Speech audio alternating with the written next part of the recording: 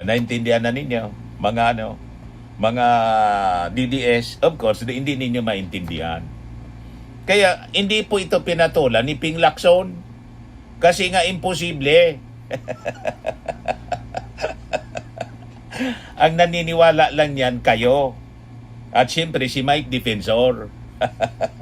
At mga DDS senators tulad ni Alan Peter Cayetano at ni Marcoleta. Kasi yan ang narrative ninyo ng propaganda para siraan si Martin Romualdez. Yun lang yun mga kababayan.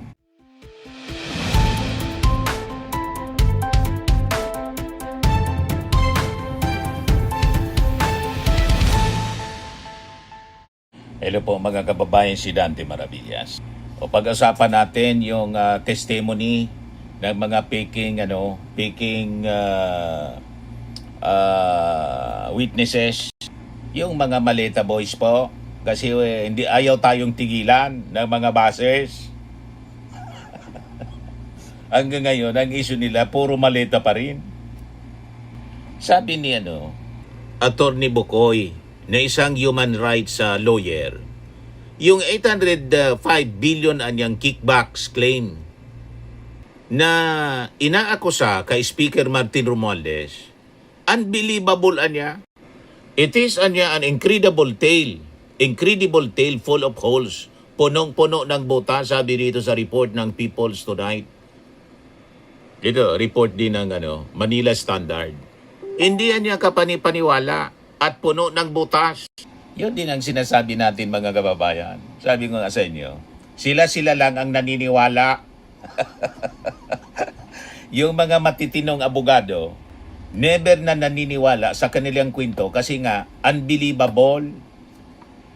Yan sabi dito, a human rights lawyer has dismissed as unbelievable allegations of former bodyguards of resigned Ako Bicol Party List Representative Saldico that they delivered more than 805 billion pesos in flood control funds to former Speaker Martin Romualdez. Sa isang interview, sabi ni Attorney Antonio Soleta Bukoy, yung narrative niya ng mga bodyguards na to fails the test of plausibility or the likelihood that their story is true. Kasi sabi niya, ito anyang 805 billion pesos, ang bigat niya yan, about 800 metric tons, which would require a cargo truck, a crane, or a backhoe para niya i-deliver siya. Instead niya of vans, kasi hindi siya kakasya. Ang mga sinasabi niya nila is impossible. First of all, it is full of holes. Punong-puno niya ng butas. According to experts, 800 billion weighs around 800 metric tons, sabi po ni Bukoy. So ang tanong, mga kababayan, how can you transport 800 metric tons? You would need a crane or a backhoe to load it. And simple vehicles would not do. You will need a cargo truck to move it. Naintindihan na ninyo, mga DDS, of course, hindi ninyo maintindihan. Kaya hindi po ito pinatulan ni Ping Lacson kasi nga imposible. Ang naniniwala lang yan kayo.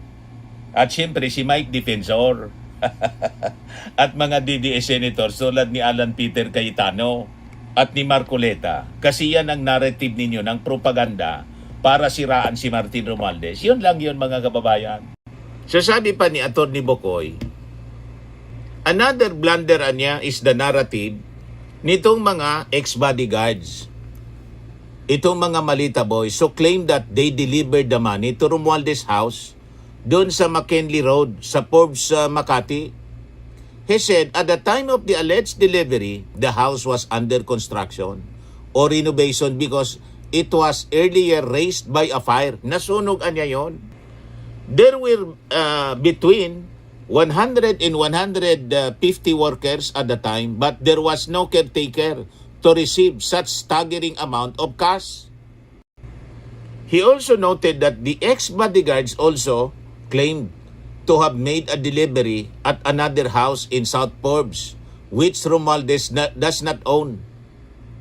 Yung tinuturoan niya nilang bahay, hindi man pag-aari ni Speaker.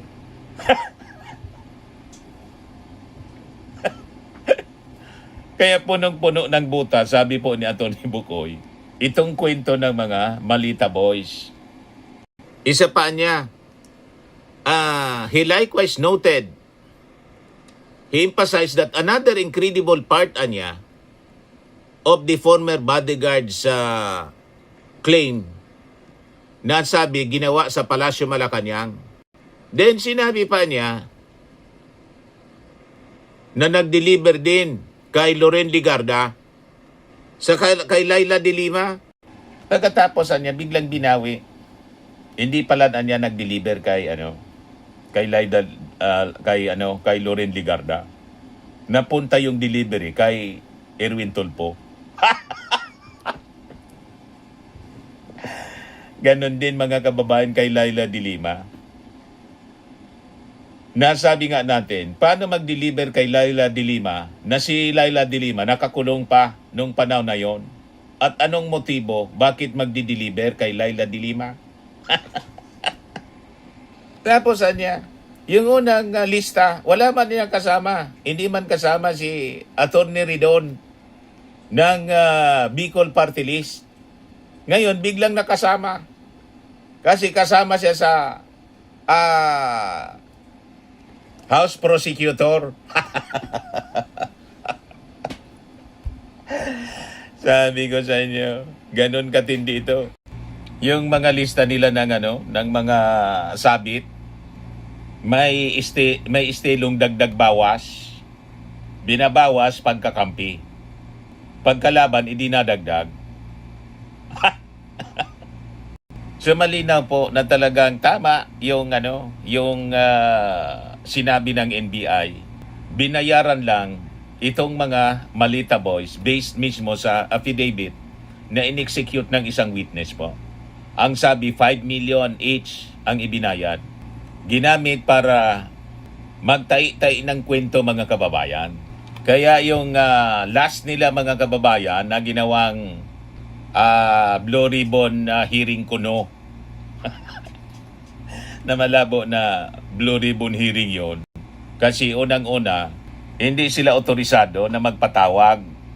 Yung Blue Ribbon Committee ni Alan Peter Cayetano na pinumunuan ng kanyang kapatid na si Pia at saka ni Marcoleta na nangyari nang magpatawag sila ng panibagong Blue Ribbon hearing, maging sila hindi na sumipot.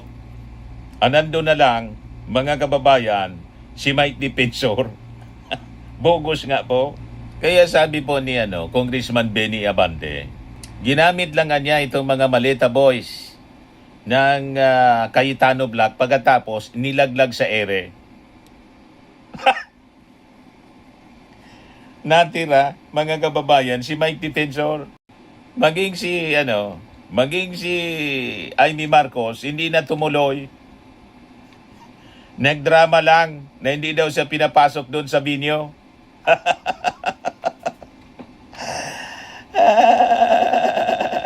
Kaya sabi ni Congressman Benny Abante, matapos niya kayo na magsalita ng magsalita, na may Blue Ribbon hearing kayo, pagkatapos, pagdating ng scheduled hearing, wala kayo doon.